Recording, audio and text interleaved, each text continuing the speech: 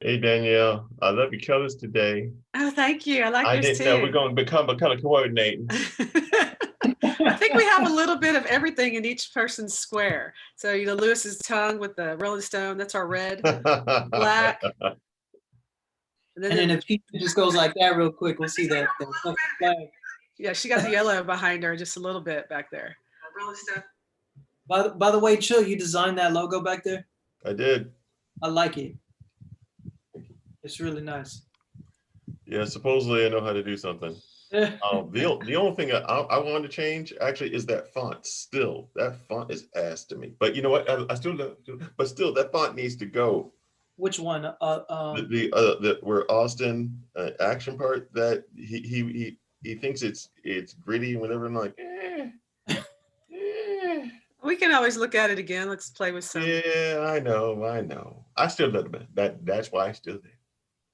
Well, one thing I've noticed over the years, logos seem to change over time. Oh yes. Oh yes. You know, so sometimes it takes a while to perfect it. Yeah, all right, y'all. We're live on YouTube. All right. What's up, world? No. All right. What up? So Keisha, I may need you to connect it to Facebook, share it Facebook, and I can take it from there. Yes, ma'am. Thank you so much. You're welcome. Lewis, you see our teamwork? Aren't we great? You guys are awesome. We just hand off the baton. Yeah. Right. And I am here to provide this afternoon's comical and entertainment selection. All right. Do you see it there, Danielle? All right. Hold on. Let me peek. Refresh.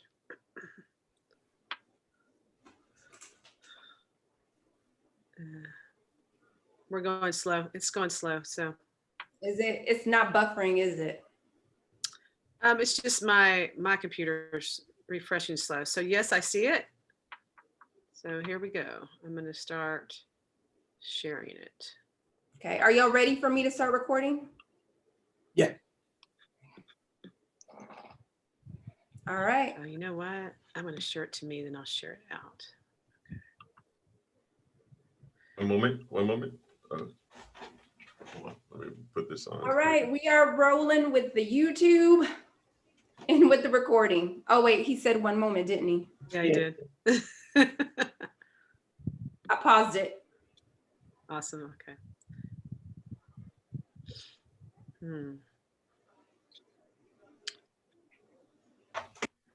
Hey, Keisha, do me a favor. And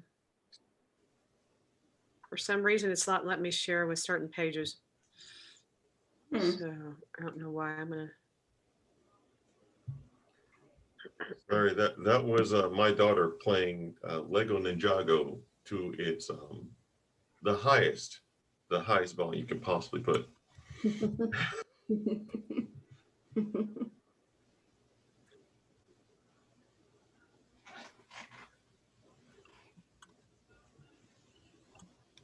Yep. Okay.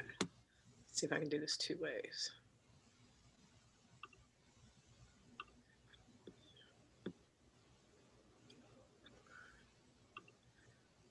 Lewis, it's usually a lot more smoother than this, but oh, you guys are fine. I get it. Well, we have had to practice at a lot of this, haven't we? Yeah. It's a lot of Zoom calls. How many have y'all done already?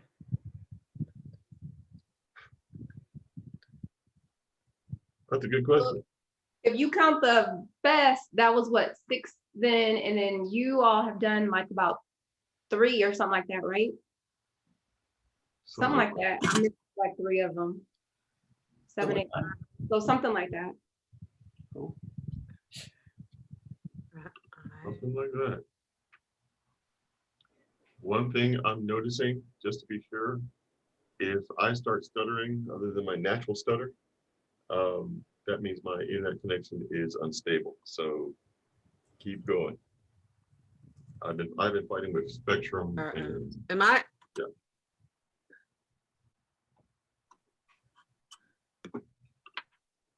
Okay, so my connection is messing up. Am I freezing? No, No. you're good. So, No, Okay. you're good. All right, so it's just telling me I'm messing up, so. Keisha, you're welcome to start, and I'll just keep trying to share as you go, and you can just kind of okay, ignore me. let's go ahead and get started. All right. Thank you so much, Lewis, for being with us today on Austin Action Fest, where the action is. So we want to start off by listening to some of your music. So I'm going to pull that up for us, and we are going to take a listen, and then we're going to talk a little bit. Okay, sounds good.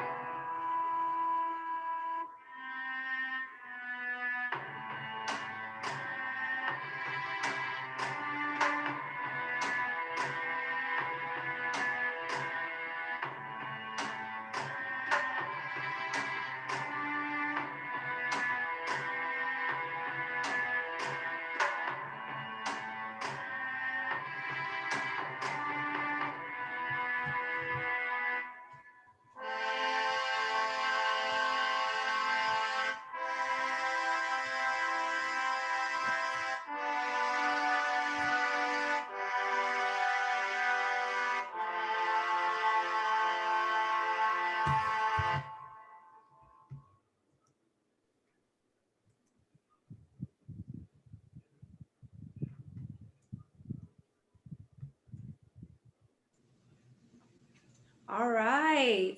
So the name of that was called The Finale.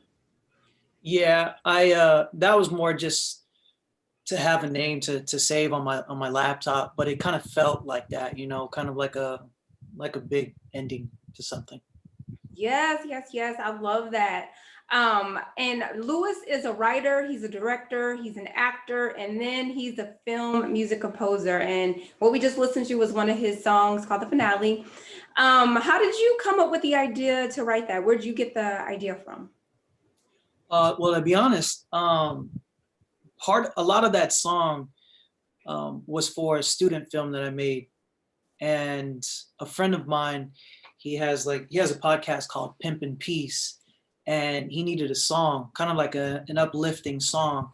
And so I took that song and I added to it. I changed a bunch of things, and I just came out with that, and he loved it, thankfully. So that's what came about on that song.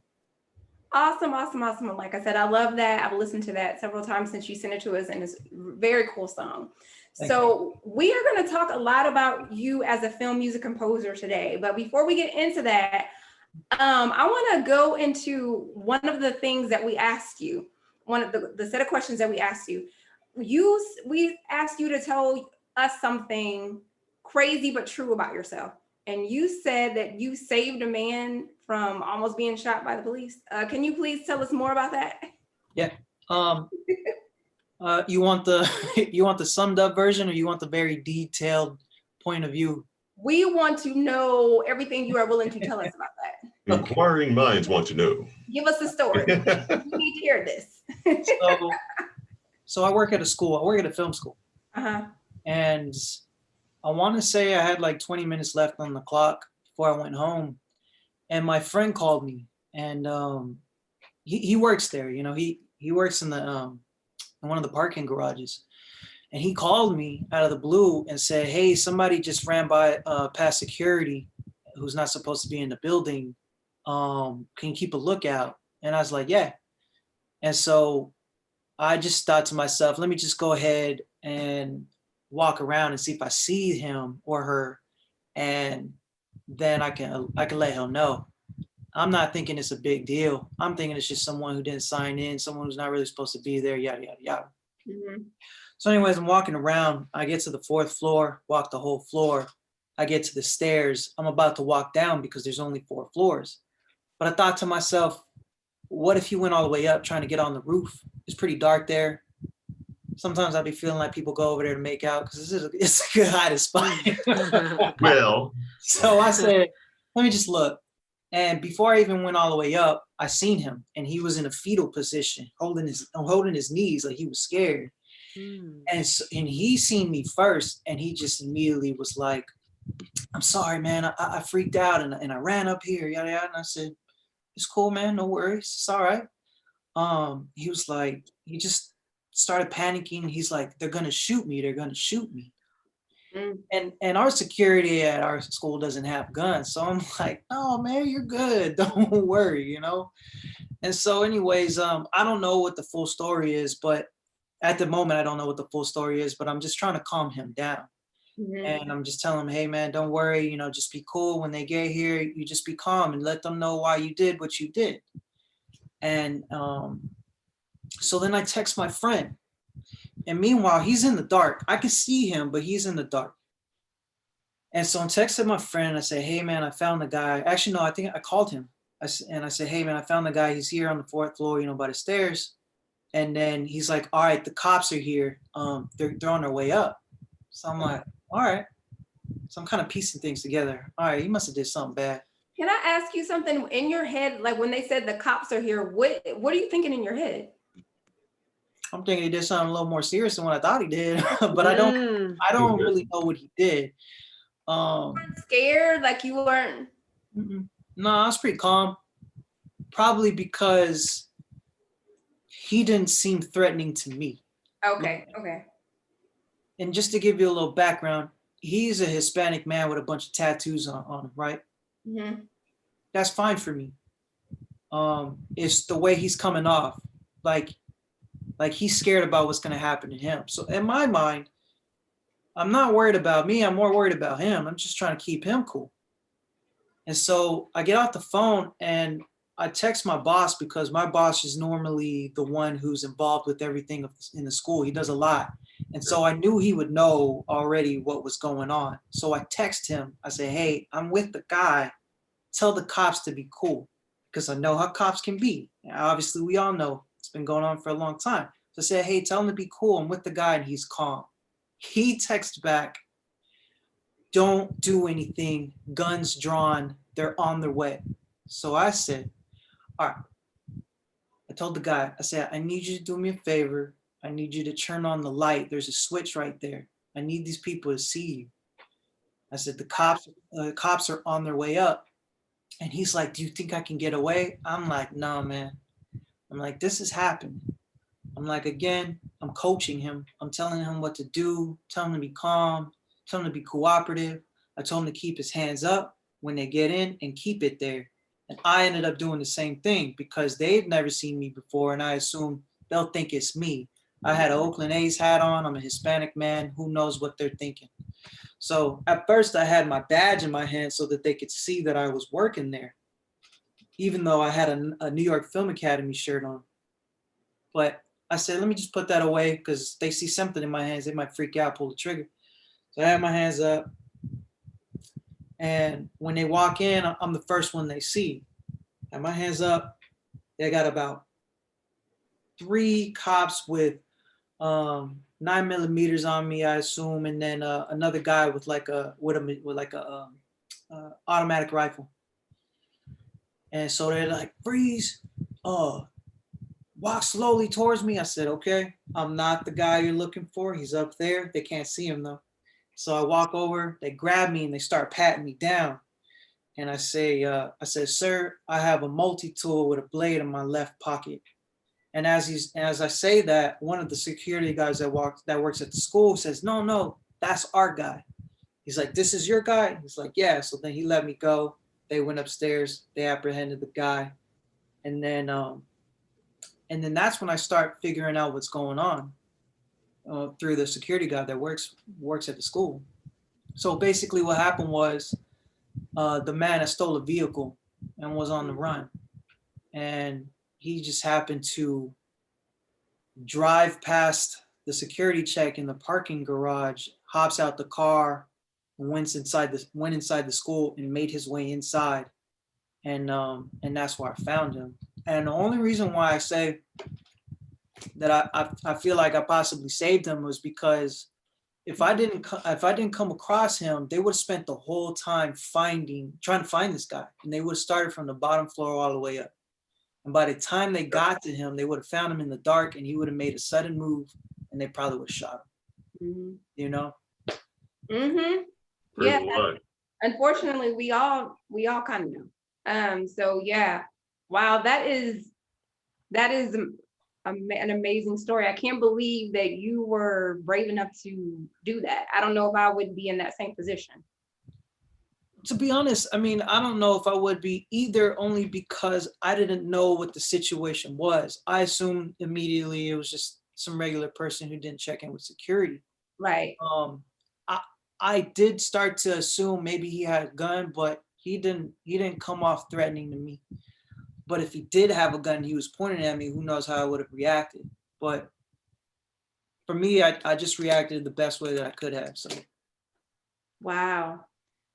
So that was also, I was going to ask you about, hey, tell me the craziest story that has happened to you since you moved to LA. But I think that takes care of that. We got that covered. We can move on from there. Yeah. So you are living out in LA now. You're originally from Texas. You're living out there now. And you moved out there to pursue more in film or in filmmaking and in music, right? started off with just film and has spun into music as well. Yeah. Let's talk about that. So you started off with acting, right? And writing, directing. Mhm. And now you're into to doing music composing. What made you go into that realm?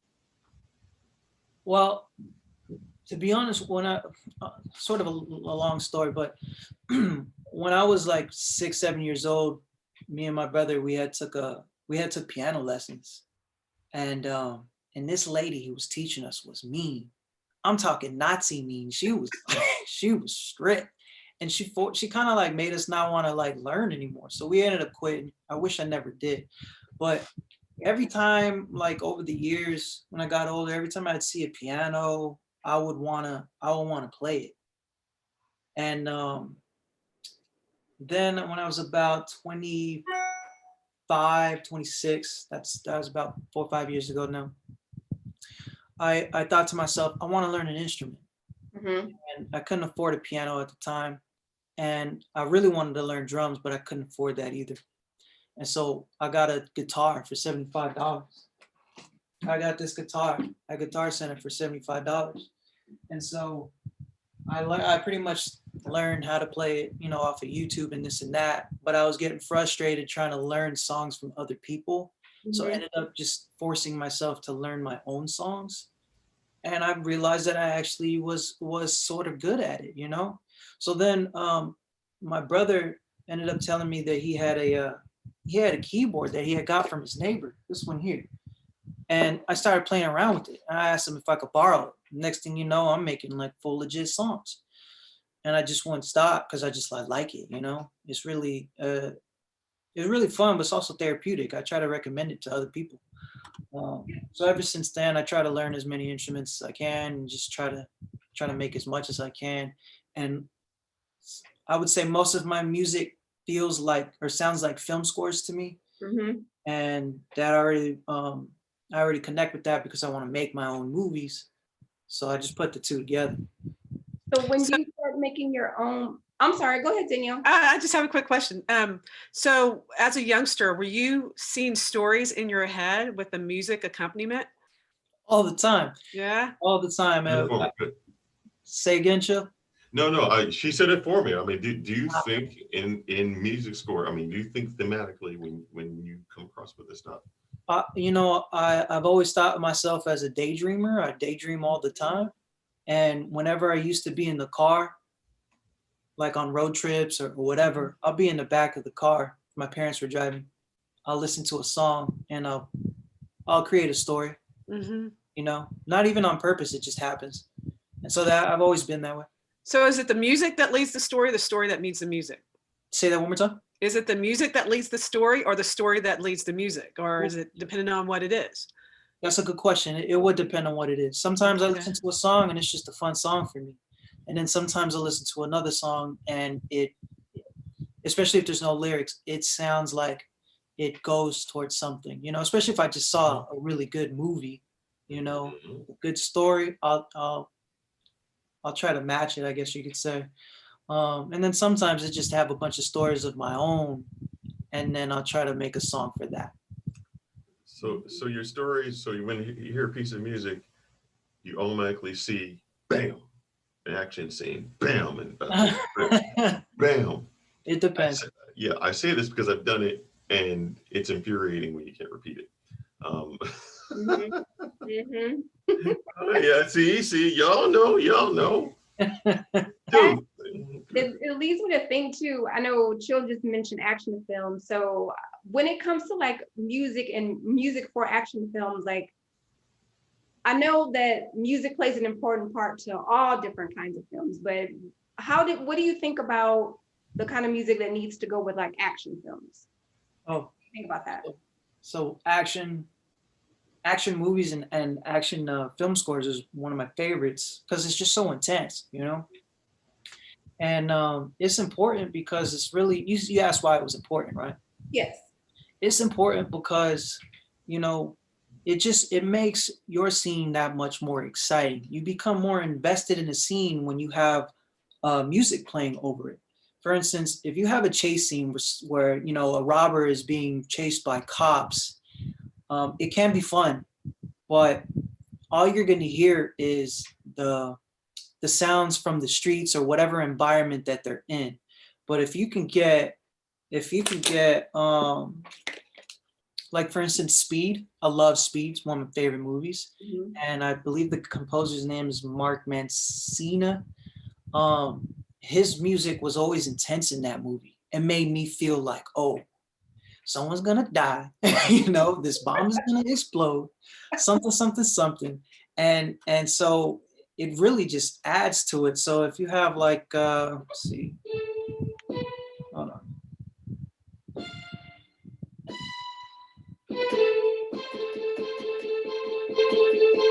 Can you hear that? It sounds intense, right? Mhm. That sounds like a battle's about to I get happen, that. someone's running or whatever. And so that it really just adds to your scene. It's very important. Yeah, Yes. it reminded me of I wanted to also do my flash dance move where I stand in position and I just dance in a circle. You know? Yeah. I'm a maniac. Yeah. Because I think she does something like that. Yeah. Yeah.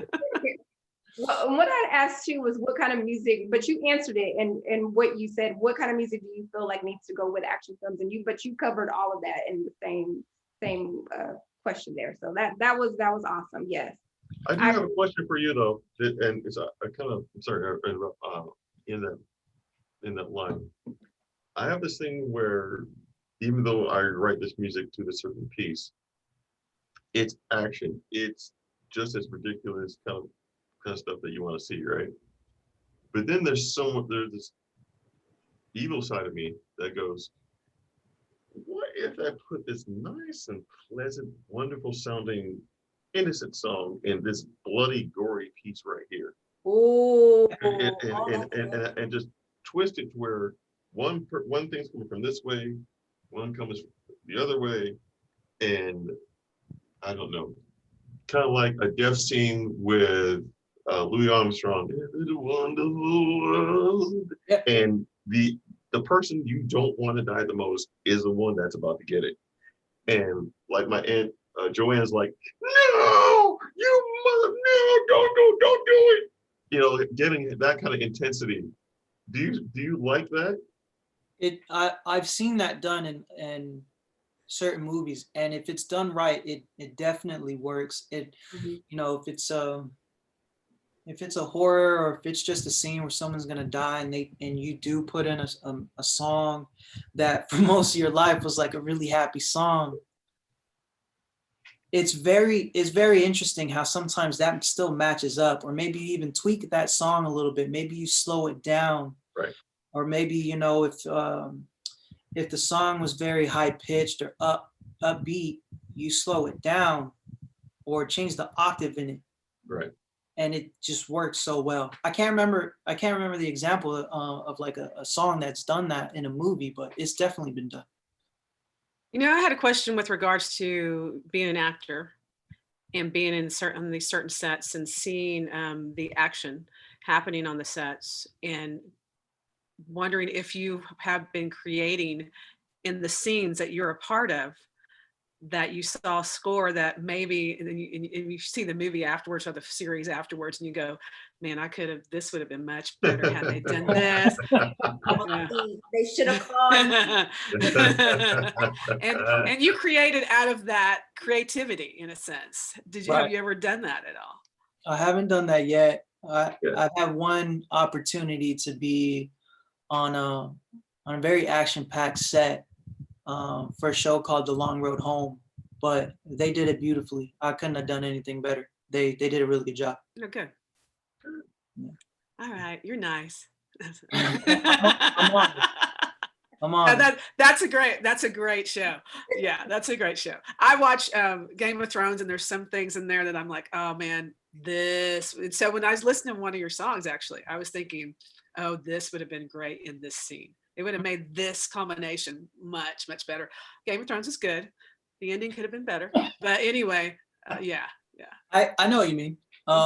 I think I might have thought the same thing on Game of Thrones. But that composer is really good. His name is, I might be butchering the name. It's Ramin Djawadi, I think. Yes, He's really good. I listen to his. he is. Yeah, you're right. Am I the only person that hasn't seen Game of Thrones yet? I saw like half an Also episode. good. I've not seen it. I haven't seen it. I'll be honest and say I was gonna sit back and pretend. I was like, yeah, It's good. yeah, push it out there. So if It's you good. like, chill. Yeah. Hey, it's kind of like, I'd rather not seen Game of Thrones than Star Wars. If people have not seen Star Wars yet, Yeah, that's great. Yeah, I'm talking to you. You know who I'm talking to you, and yes, I'm going to get that call later. I don't care. See Star Wars. Anyway, go ahead. Louis, you brought up. Oh, go ahead. Go ahead. I can swing back around. Well, I'm curious about something. You brought up speed, and you brought up how you like the music in there. Is there any film composer that you like, or film composers, maybe more than one, that you really like and you like to listen to their music? I would say Hans Zimmer's probably Oh, who I listen to the most. Yes. For anyone who doesn't know him, he's done, the Dark Knight trilogy. He's done a lot. He's been working since like the late 80s.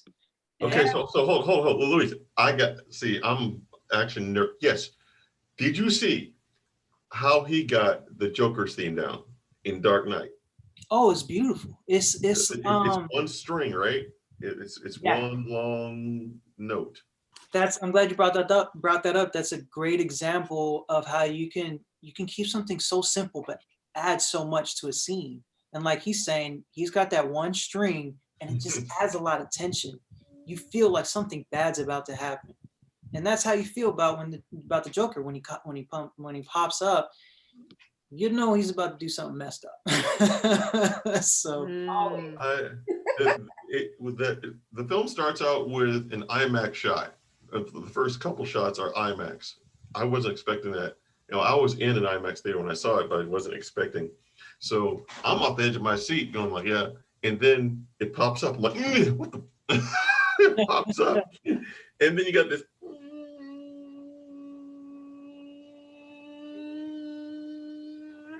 I'm like, what? Yeah. But yeah, I mean, how would you do something like that? That's hard to answer because I don't I don't have as much experience as Hans Zimmer, you know. I'm new to this. I've been doing it for a couple years now. Okay, okay. And you know, I would love to be a part of a project where I have that opportunity to figure that out. But it will really just depend on the character. You Right. know, obviously most people know the Joker and how sinister he is. So it really just depends on what their personality is like, what their goals are for this, you know, for this scene, Right. yada yada yada. There's so many different elements that make a difference in Mhm. how you're going to score something. Mhm. Good to know. So is there Right. anybody that you would want to work with? As far as composers or Yeah, directors, yeah. Who out there, you know, in out there land that if you could have your opportunity, if they say, you know what, I like that, Lewis. That was a really awesome interview that those four awesome people did together. And we would really love to talk to him more because he seems to have such a knack for creativity. What would that look like? I would obviously love to work with Hans Zimmer.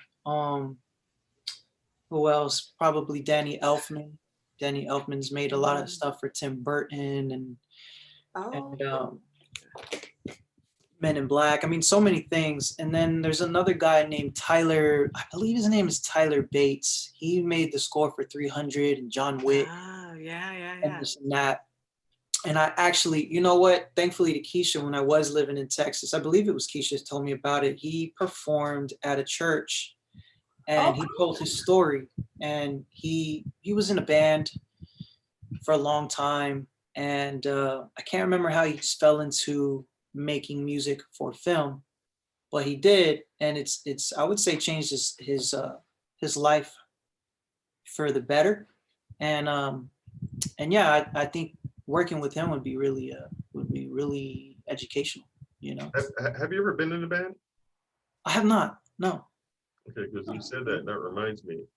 The drummer for the Police, Strickland, I think, is now, he's been doing scores for decades now after the Police broke up. Wow. So that's a thing. But yeah, I'm sorry, that just came to mind. No, that's fine. To piggyback off of that, same thing with Danny Elfman. He was also in his band. I didn't know this until I watched his master class. But yeah, he was in a band for a long time too. And then someone approached him and just said, "Hey, you know, I need someone to do this thing for me," and he did it. And then ever since then, he hasn't stopped. He's been making so many hits, you know, back to back to back to back. And yeah, I guess it really helps. Like you don't have to, you know, when you're a teenager or whatever, just know you're gonna go into film scoring. No, you just need to be musically talented and you can go anywhere you want. Right. Right. If you could give, like, say somebody is listening right now, say it's a younger person or whatever, and they're listening and they want to do the same thing that you're doing, like get into film composing and get into film and all that, what would you say to them? One, I would look into see if you could get into some kind of a school to teach you, because that's what I would love to do. But really the one thing, or the first thing you should do is just think of an instrument that you want to play and learn it and just like keep playing it. If it's the drums, if it's the piano, guitar, if it's the flute, it doesn't matter. When you learn an instrument, it's like it's teaching you a lot. Especially with piano, I would say piano is the best thing to learn because it kind of teaches you how to play other instruments. That's how I take it. Because what I've learned on piano, I've applied to different instruments in a certain way. It's like the melody or the sequence. It really just, it helps a lot. I can't explain it, you know, because I'm not as educated as most, but it really does help. So I would say for anyone who's looking to get into it, figure out what instrument you want to play, learn that, and take it from there. Mhm. You know, just to see if you even like it. You may not even like playing music. You might think you do because you like Hans Zimmer's music and be like, "Yeah, I want to do what he does." And then you get into it, you're like, this shit is stressful. I'm not even having a good time. You know? So Yeah. Well, yeah, I think that's important. That's important to remember too, that yeah, there, because it takes work to do this, right? People oh, may be looking on the outside and see acting and film and music like, oh, it's really fun. Not Yeah. realizing, yeah, it can be fun, but once you get into it, you're gonna have to do some work. You're gonna have to put in some work. It's like the difference between playing video games and making video games. Yeah. Two very completely different things. yeah. You know, and people can get discouraged when you go to school. So I play percussion. So that was all that percussion instruments and drums and things like that. And I hated practicing. And some of that was my rebellious attitude towards my band directors, Mm. because they just kind of, I love them now, but at that time I did not really like them. And so, yeah, just separating your talent from sometimes the people who are teaching you, and figuring out a way, because I'd go home and listen to Rush, and just play with the Rush drummer, and just go nuts around I was just like subdivisions in the, anyway, going crazy in my room and create my own band thing. But and that was fun for me, and learning how to take whatever that is out there and create my own musical space within my home. So telling kids not to give up if something looks a certain way and you just love music, because Yeah. I still love music. Yeah. And to be able to talk to somebody like you who really has a passion for it and feeds off of that, that's really cool. So not to give up. Same. And I wanted to say too, because I know something that you've done, you mentioned it, that you're working at the New York Film Academy, right? Yeah. But once you moved out to LA, you got yourself employed somewhere that maybe it's not film, it's not making a film and it's not making music, but you plugged yourself into like that community, that area. Would that be fair to say? Yeah, you might be talking about this company called, I call it Cinespia, but someone corrected me the other day, said it's pronounced Cinespia. Cinespia is a company that shows classic movies at a Hollywood cemetery. And Okay. for some, they're like, whoa, that's creepy, whatever. But it's like a really big block party. And they have yes, it is, by the way. It's a huge block party. Have you been there? So, it is a block party with dead and alive. Sorry. So they have a really big field, and they have a screen on this wall, and hundreds of people, celebrities come out, and they play music before the movie comes on. You get drinks, snacks, and they have a photo booth that they build a set that is the theme of whatever movie they're showing. So it could be Scream, it could be Austin Powers, it could be Casablanca. I mean, they show so many movies, and so they pick a scene that they want to take from, and they rebuild it on the set, and then you can take photos with it. Very cool. So they do a lot of cool stuff, and they're partnered with Amazon now. They weren't before for years, and now Amazon partnered with them, and they're doing really big things. So working for them for the summer was really cool, because I actually want to own my own drive-in theater one day, and so to have a little glimpse of that was really cool for outdoor screening. So if you're ever in LA, I really do recommend it. Yeah, sorry, you said cemetery and block party. I'm thinking, LA. I'm thinking Thriller and Gin and Juice. So I'm like, Oh yeah.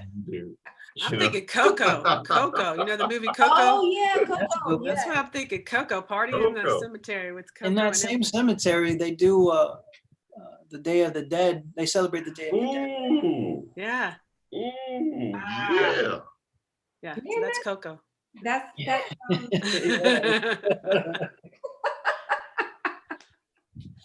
Wow, my goodness. Yeah. That is probably the biggest block party ever. So yeah. It's really fun. I've never actually had the opportunity to attend when I wasn't working.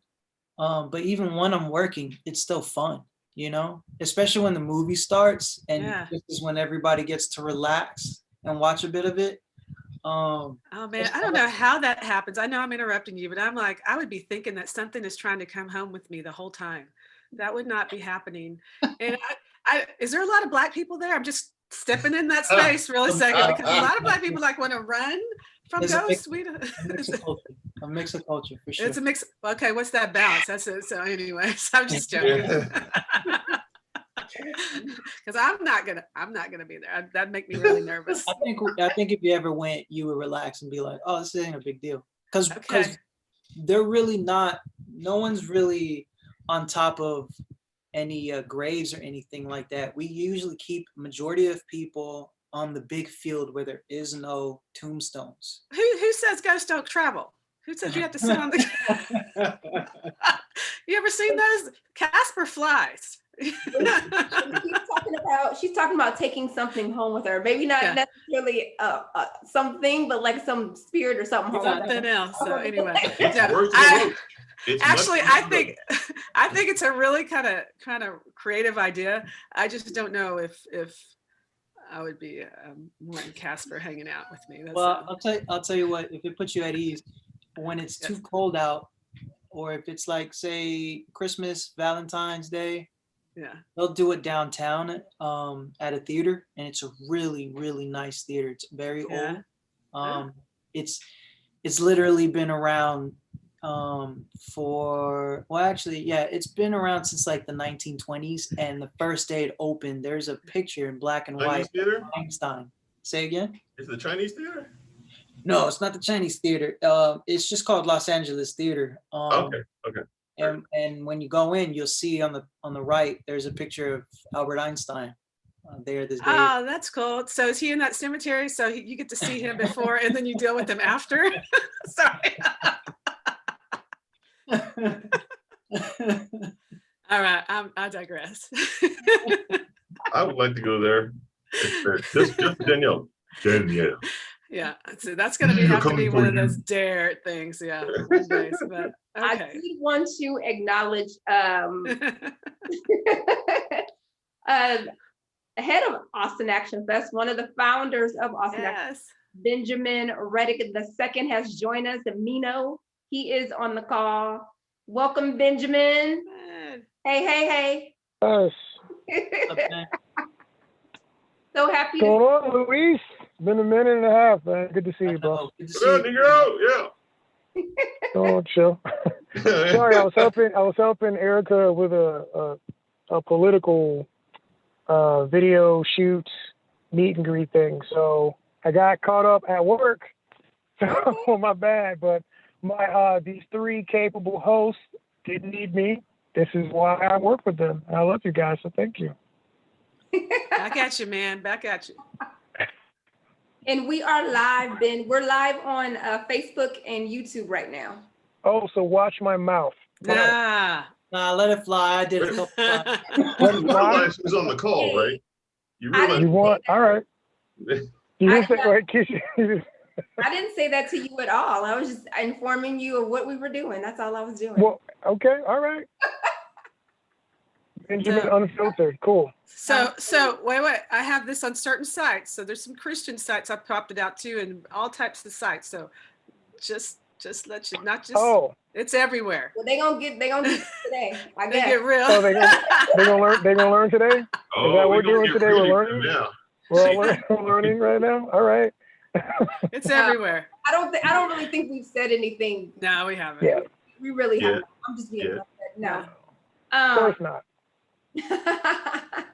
So yeah, we've just been talking to Lou about music and been talking about his experiences out in LA and things of that nature. Yeah. Was there anything in particular that you wanted to ask Lewis about music or about his experiences out there? So Lewis, are you committed to LA? Because I heard the drive-through thing, and I've heard some other people talking about something similar. Are you committed to doing that in Los Angeles, or is there a possibility that something like that could take place in a more central Texan region. Austin. I actually wanted to do it in Texas. I think I would prefer to. LA has a lot to offer, and they don't need any other cool stuff. They got it all.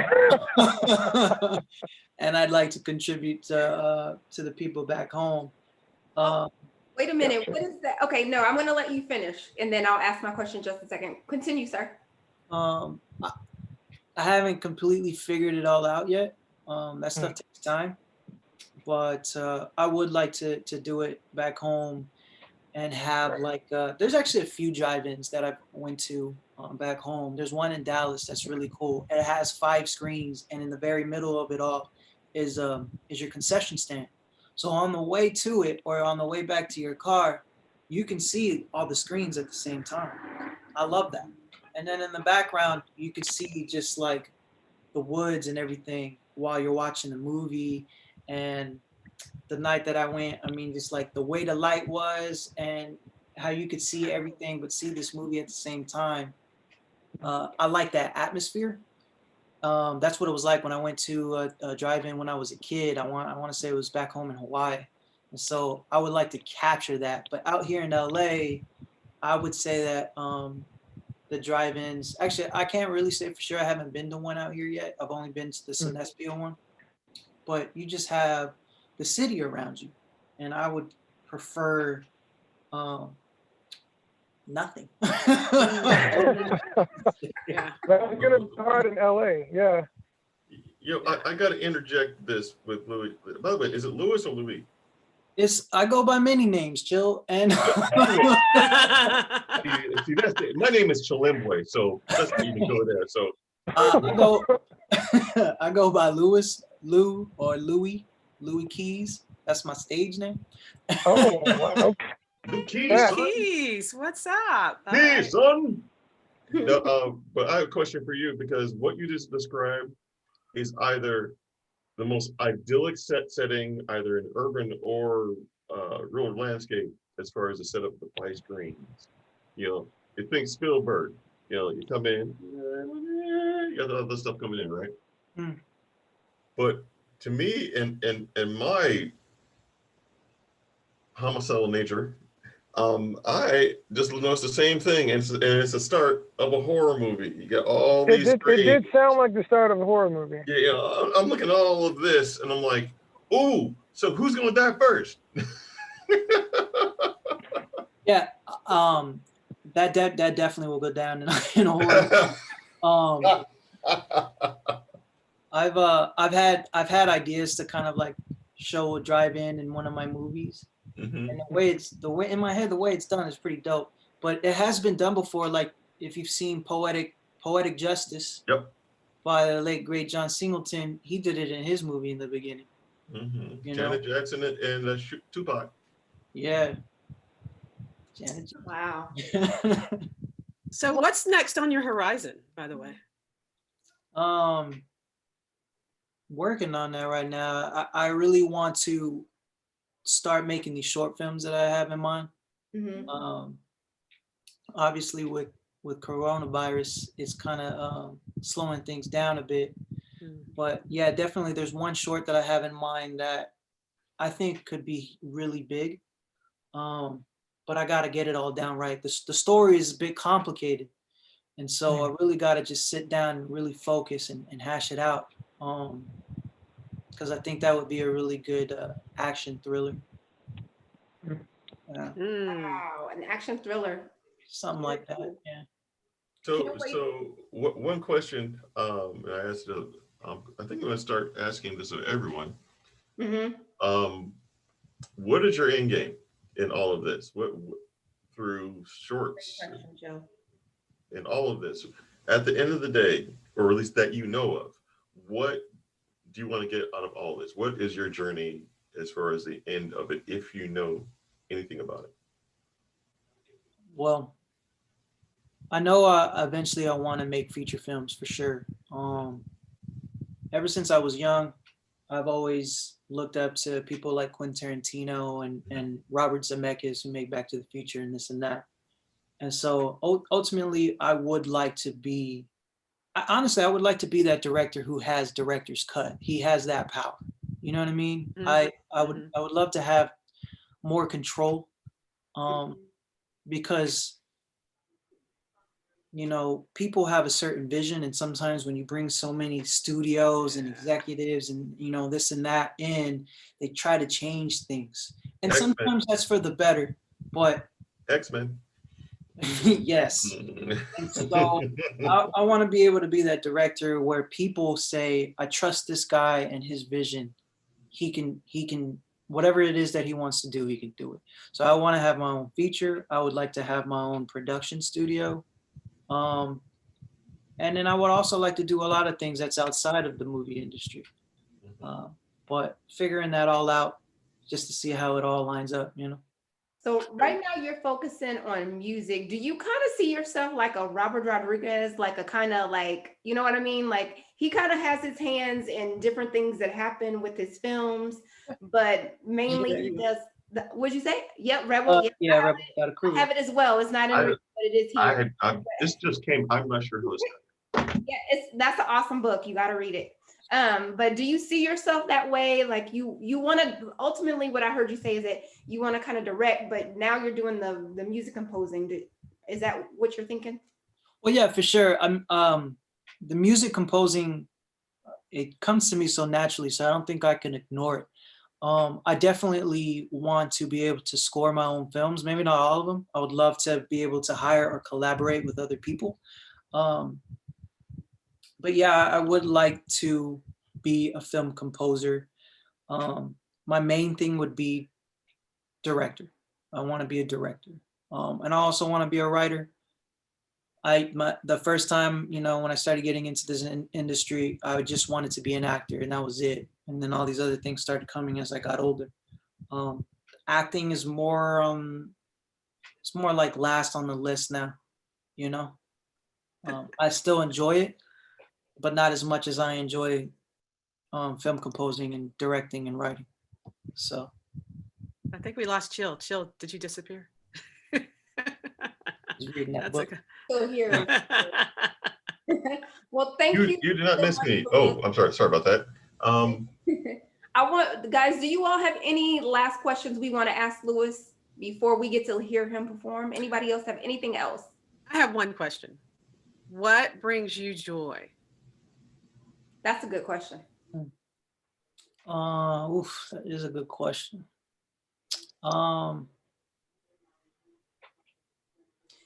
Do you mean joy in general, Danielle? Do you mean joy when it comes to filmmaking? I'm not leaving it. I have no, it's whatever he takes with that So just in question. general. Yeah, whatever it is. I would just say like good experiences, that could be anything. That could be while watching a movie, or that could be while out with friends, just having a good time, or even just seeing someone else getting something they deserve, Mm-hmm. Um, Mm-hmm. I don't want to bring it up, but I kind of feel like it because it's on my mind. I'm thinking of Chadwick Boseman. He made it to the top. He did so many inspiring things. The first time I ever noticed him was 42, Jackie Robinson. Did such a great job. Yeah. And then he ended up getting all the way to the top to become Black Panther, that inspired so many people and was the biggest, not that it matters, but it was, I believe, the biggest, superhero movie out there. And, he deserved that. He deserved that, that success that he got. It's sad, that he passed away, but I believe he's doing, even greater things up there in heaven. So, yeah. Yeah. Thank you. Can I ask one more question, which I should have asked first before Ask this? as much as you Because want. I got a couple hours. you're gonna play music for us, and I had as I was listening to this, your final showdown, and so you do audio painting with your, and I always love when people do audio painting, because that to me they're paying attention to sound within how it messes with the brain. Anyway, a whole bunch of different things happen. You may not have been doing that, but I was just curious on why you chose to do audio painting, and people will hear that in a second. but why you chose to do that. And could you tell people what audio painting is if So at first I thought you said audio painting, which I no, love. well, audio painting, yeah, audio panning. So if I'm thinking exactly of what you're talking about, there is a Yeah. moment where there's a sound that if you're wearing headphones, Mhm. you can hear a sound that goes from the left to your right, and it kind of goes back and forth. Yes, That's audio panning, right? yes, correct. I didn't do that on purpose. Ah, So I make my music so far on Logic X, and the instruments that they've provided, they do whatever they want. I mean, like I manipulate it on my MIDI keyboard, yeah. but it's not until you have your headphones on that you realize that it's doing things you didn't know. So it is doing the audio panning. It is. But Yeah, it's pretty cool. it is cool. I like it. I wish there was a way for me to tweak it a bit. I haven't learned that just yet. Yeah. But yeah, I'm trying to think of a song that does that. There's like a famous song, it might be from like Leonard Skinner or something, that they do audio panning as well. Yeah, there's a few people. If that do. used right, it's pretty cool. Yeah, yeah. Well, thank you for that. Lou, you use Logic, I heard you say, but you also play the keyboard and the guitar? Yeah. Do you play any other instruments?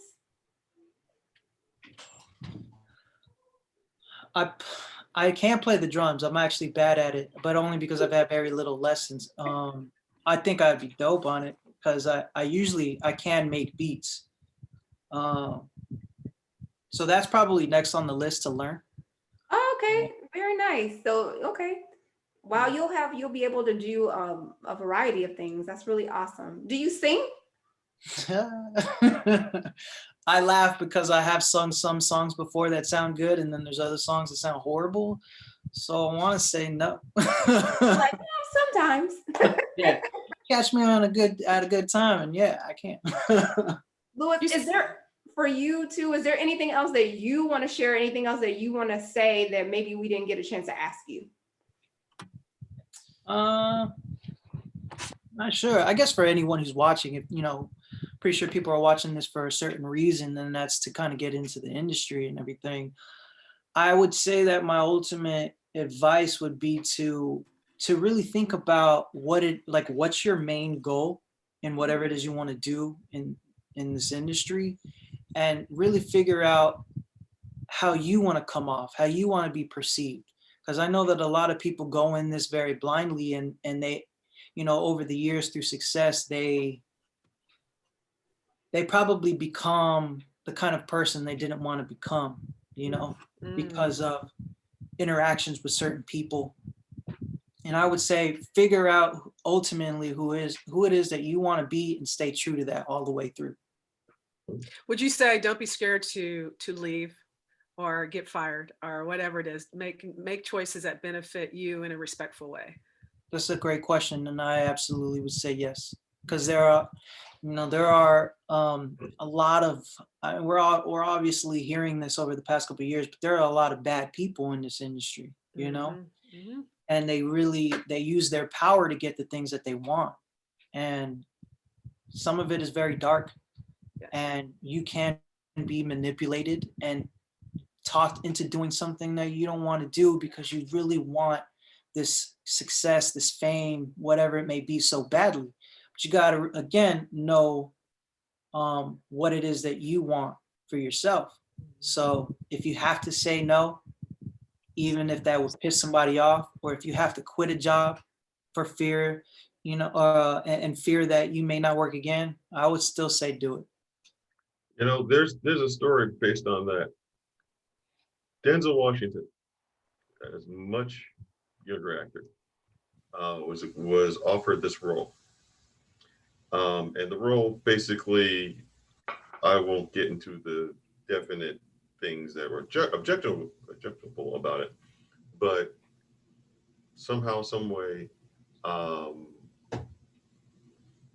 very famous guy, black guy, Sir with Love. What is his name? Actor, black actor. My mind just went blank. What's he been in? What movie? To Serve with Love. Think of who it is.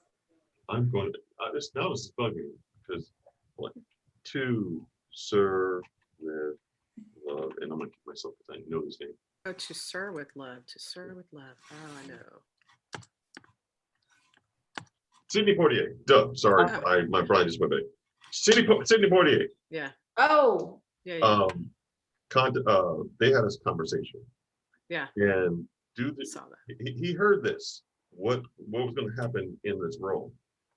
And mhm. it's like if you do this, this is going to affect the rest of your life. Mm. He thought about it a lot, and it was a lot of money supposedly, and he declined the role. Mm. From what I'm remembering, the next role that was offered to him was Glory. Mm. Mm. Ooh, So saying no big can one. be really, really good. Yeah. I'm gonna have to find that story later, but yeah, you're absolutely right. Saying Yeah. saying no sometimes a lot can be it's your brand on what you say yes to. I'll put it that way. It is absolutely your brand on what you say yes to. Who's bringing those things to the table? Who is the equity partner in your journey? You know, Repeat that last question again. I said, who's the equitable partner? Who's putting skin in their game for your journey? Your journey. Yeah. Well, y'all are. Keisha, all y'all, giving me the opportunity to show my talent and expose myself, I guess you could say. And just everyone else that I've worked with, we're all trying to do something in this industry. And for most people, I would say I was blessed enough to come across good people who just want to help, Mhm. pass on information. Hey, you should go to this audition, or hey, take this teacher for this acting class, or Mhm. whatever it may be. Right. Right. I was going to speak on what you said before. What I heard you saying was make sure you know who you are, know yourself, and don't put what you're trying to do in this industry above, who you are. Stay true to that. And I think that's really important for people to remember. The other thing that I heard you say was how much of a community filmmaking can be. And I think that's important for people to hear too. That's something that I love about doing film, is that so many people that I've met and that I've come in contact with have just been like pivotal to me doing the things that I've done in film as well. So I think that's important for people to hear too. And obviously to you too, like you're saying, to get what you have been doing so far in film and in music. So that's really awesome. So thank you for being with us. Thank you for sharing your stories, and thank you for your music. And so what we're going to do now is we get the pleasure of listening to Lewis perform live for us. So we are going to listen, and we're going to give you the stage. How much time y'all got? We have time. Because I could play one song or I can do a few. But this one song is like 6 minutes long. What do y'all, Danielle, Ben, Chill, we good with that? Good on that. Let's go. Good, go. Whatever you want to do. Whatever you want. We're here for all of it. So just go ahead. Let me just set this up.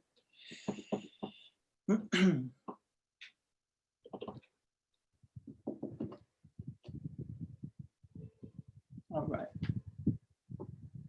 I'm gonna put it kind of loud just so that my laptop can pick it up.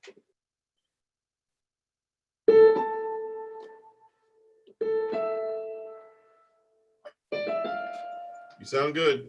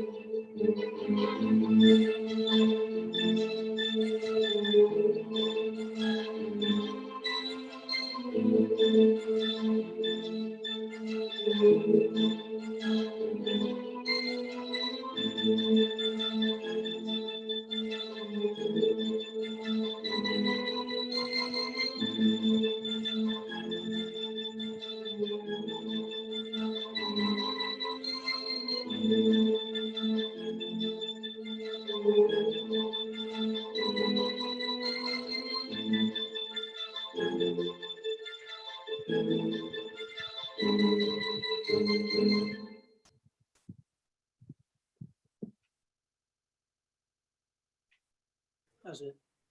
Awesome. Awesome. Thank you so much. Yay, yay, yay, yay. So, Lewis, do you have a name for that? No, that's something I'm still working on. That's probably gonna change up a lot. But no, I don't have a name for it yet. Nice. Very nice. Thank you so much. Well, Lewis, in the post, I actually found the article that I was talking about from Denzel Washington and the movie role name. I mean, the movie name. I'm not gonna say the name of it, but you'll see when you see that link, you'll go, "Oh, that's why Sidney Poitier said that." Okay. Yeah, you wouldn't take that role either. I'm assuming, well, no, what would it be about? I gotta think of what it is. When I'll post it up, and when you just see the name of the movie, Mhm. you'll instantly go, "Oh, I wouldn't take that role either." Okay. Okay. I'm gonna have to go look now. All right, I'm gonna put it up. But yeah, good. Well, You that was awesome, by the way. Thank you. Thank you. yes, thank you. Are you up for playing some more still? Yeah, that's cool with me. Okay. Do you want originals or I can play some like Free bird. Ah, This is like I've been I ready. would love to play. So do you play guitar? Do you compose anything with the guitar? yeah, I can do the guitar. Just curious. Let me see. I'm not sure how good the mic's gonna be picking it up.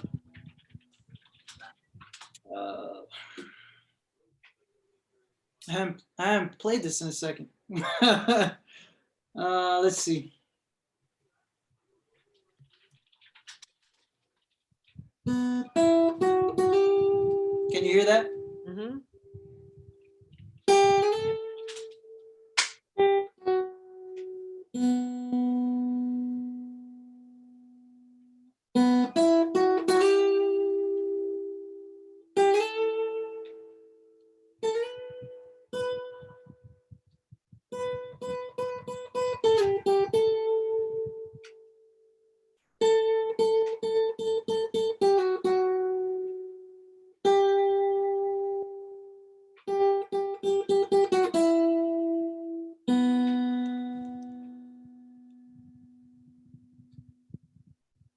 Ew.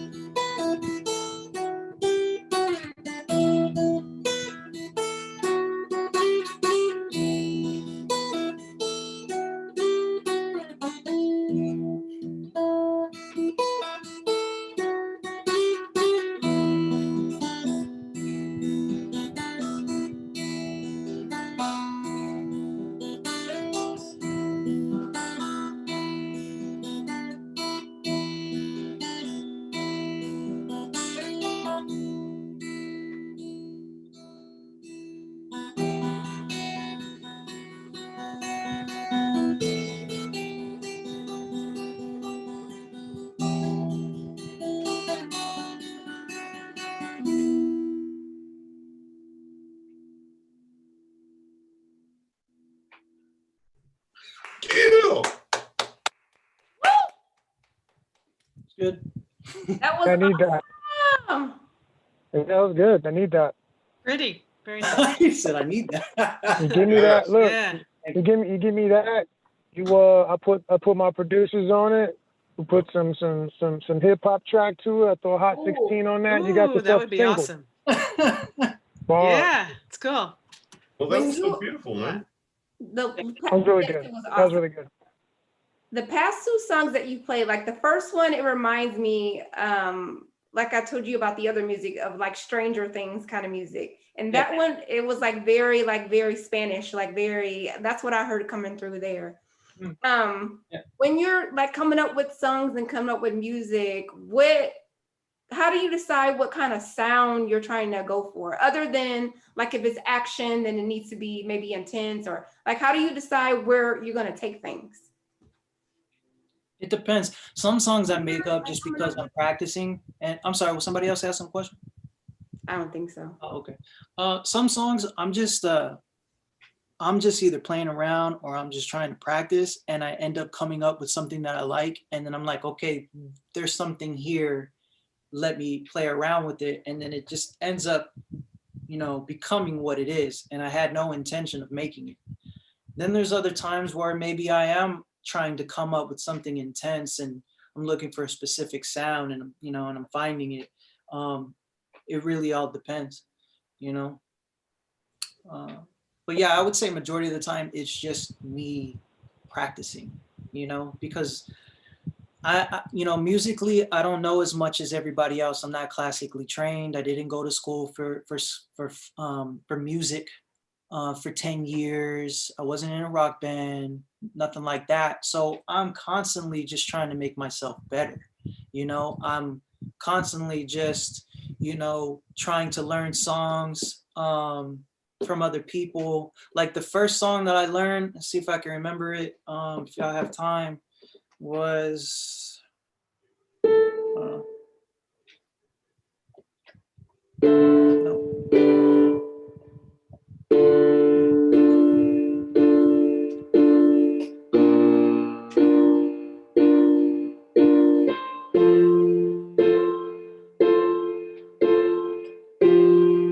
So that's Copeland. That was like one of the very first songs that I learned. And then, you know, I always try to make it my own. Mm-hmm. And then so I'll end up, you know, putting strings on it, and I'll go, you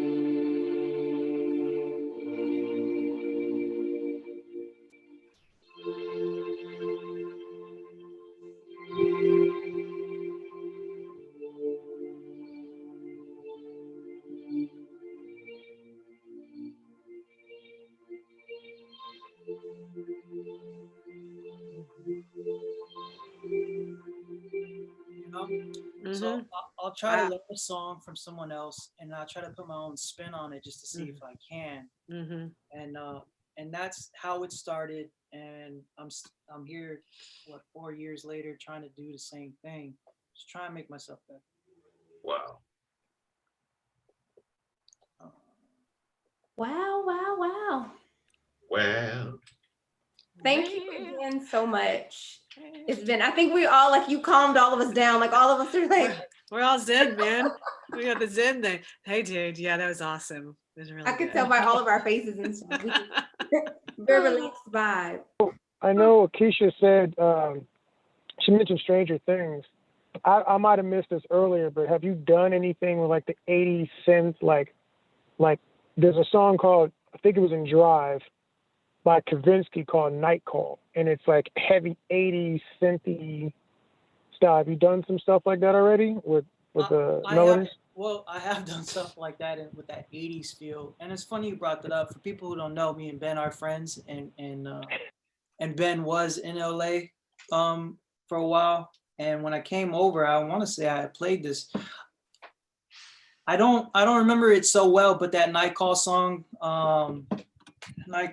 it's like, let's see.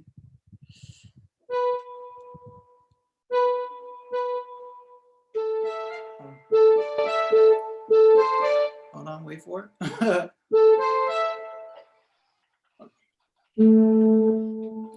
Turn this down. No.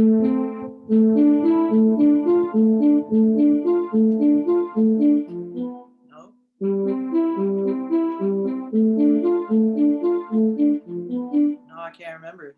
I know that Night Call song. It's been a long time since I played it. It's a very fucking dope song. Sorry for cussing.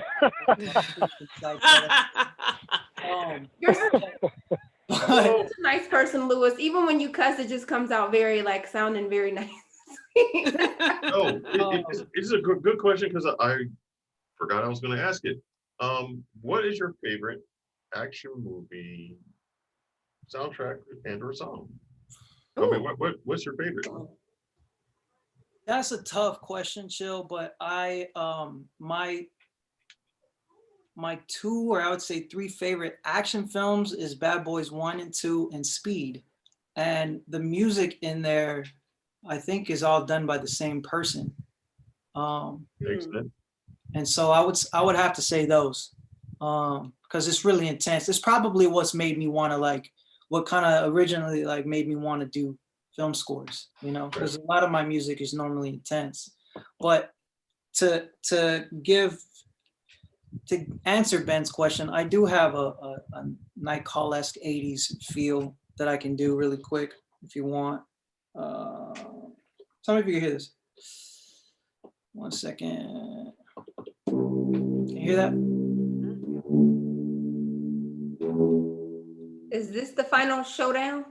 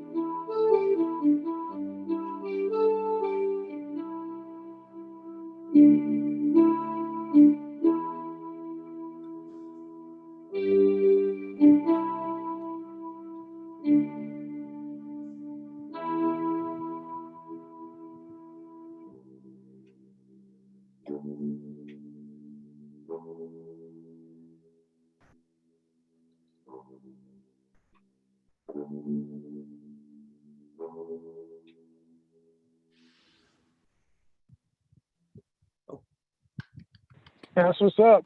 And I want to clarify something you said earlier.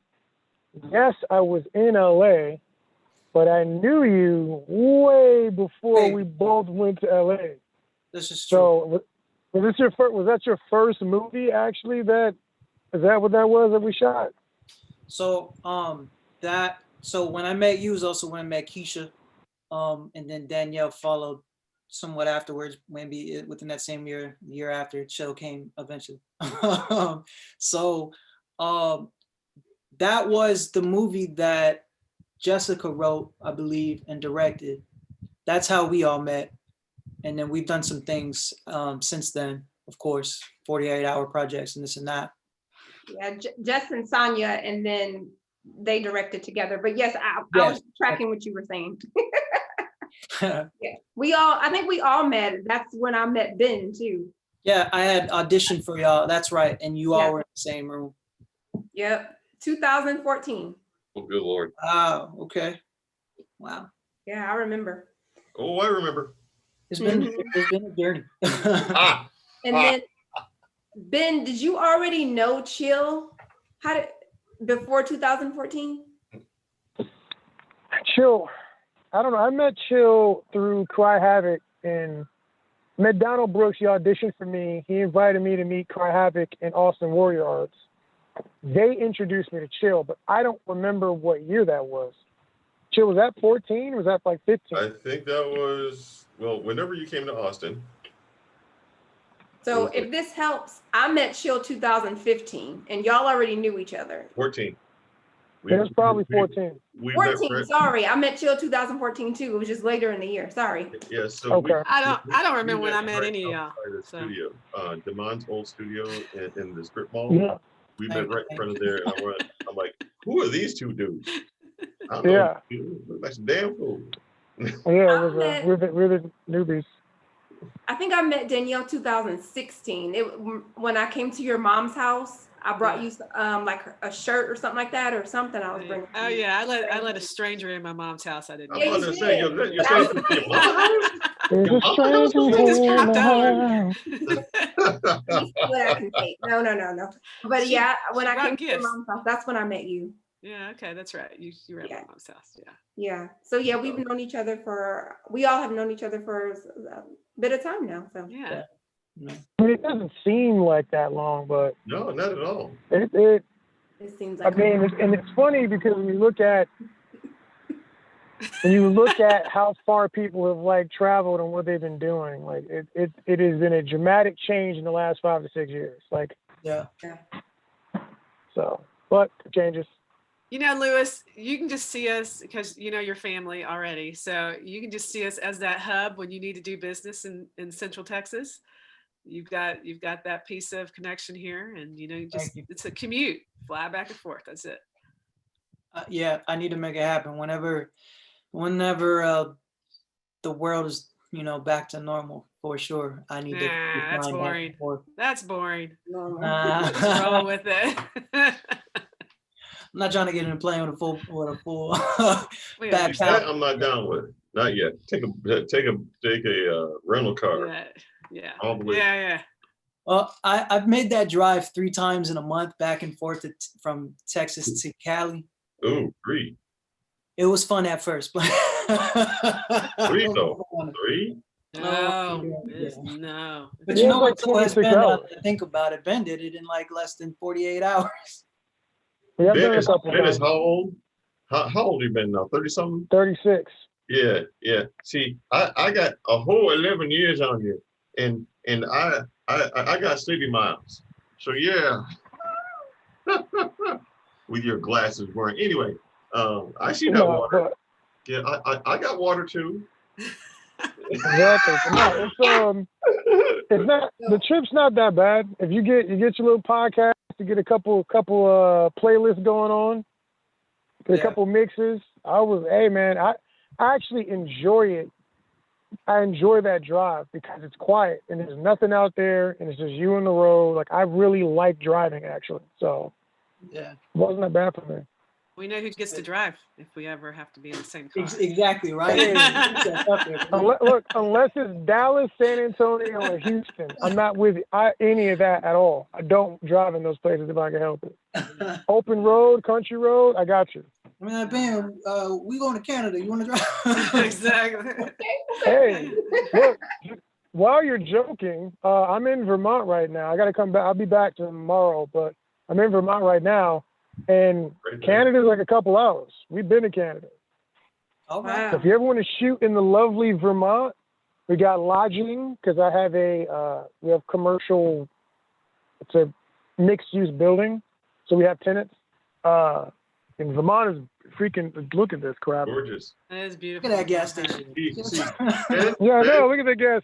Look at that jolly. Look at that jolly. Well, Yeah, you can put your drive in there, right next to. That's true. Good point. What's Hey, the cost of You're gas out there? trees though. Tree. It's Not like screw. it's reasonable. It's reasonable prices. It's like $2, $2.19. $2.57. That's more than reasonable from where I'm at. Yeah, from Cali, I remember. We're $1.50 something here, $1.60 something. Down South Austin's like 175. Yeah. Yeah, well, Yeah, we got to pay a beauty tax here. We got actual trees, Oh, forests, actual trees. rivers, right? You don't get that in Central Texas. You get cheap gas. That's the trade-off. Yo, but Ben, you got real trees, not grown scrub. That's what we got here. Is grown up scrub. I look. I was in Fitchburg, Massachusetts, and Gardner, Massachusetts. All right. And in Gardner and Fitchburg, they're real trees. All that. It's really there. But you got to deal with the snow. You got to deal with what do you call it? The acid rain. You got to deal with all that stuff. And then, oh man, the cold. You got like all this cold. It goes in your bones and it's scary, man. But I love it up here. It's a wonderful thing. Wonderful thing. Well, the thing is, out here, I was scouting for like some Lord of the Rings type stuff because it's so pretty. Like it looks like an elven forest in some of these parks out here. I'm not even lying. There's like a beach. There's a beach 2 miles from our place. There's like 3 or 4 different parks out here. It's crazy coming from Texas. Now I miss Texas, but nature-wise, Vermont is great. And for the record, this is a film hookup. They don't really have like a film commission out here in Burlington. Since there's no film industry, it's like really easy to shoot here. So we may be making a trip back up here to do some fantasy stuff. And just off topic, but just a little freebie for y'all. Nature vibe is on your side. Yeah, Tell Erica we said hey. Yeah. Hey, you two do it. I am proud of y'all, by the way. Hey. She said hi. Her saying hi. Hey, proud of you. They're proud of you, honey. That's Senator Reddick right there. Senator Reddick. All right. All right. Lady Senator Reddick. Yeah, she's running for that. Lady Reddick. Wow. All right, Lady Awesome. Reddick. We Go got your Louise. back anytime. Well, Right. Lou, are you still going to do the final showdown? Are you still good to do that? Or you want to just leave it at the 2 you did? Whatever you want to do, like we're cool with whatever. Well, you have that, right? You can play that off of your. Yeah. Yeah, that's cool. Sounds good. Okay. We can do that too. I'm going to I go won't- with I y'all. won't be able to actually play that live. That's Okay. All right. So I'm going to go ahead and thank everybody for tuning in. Anybody that tuned in and listened to the interview today, thank you so much. From Austin Action Fest, again, where the action is. I am Keisha, one of the board members of Austin Action Fest. And in this interview, we also had Danielle, Chill, and Benjamin Reddick II. Thank you, Louis Amory, for being with us. Wakanda And forever. we hope to hear more music from you soon. I'm going to go ahead and play the final showdown. Thank you, Louis, man. Close Awesome this stuff, man. out. thank you. I Good stuff. appreciate that. Give me just a second, y'all, to pull it up.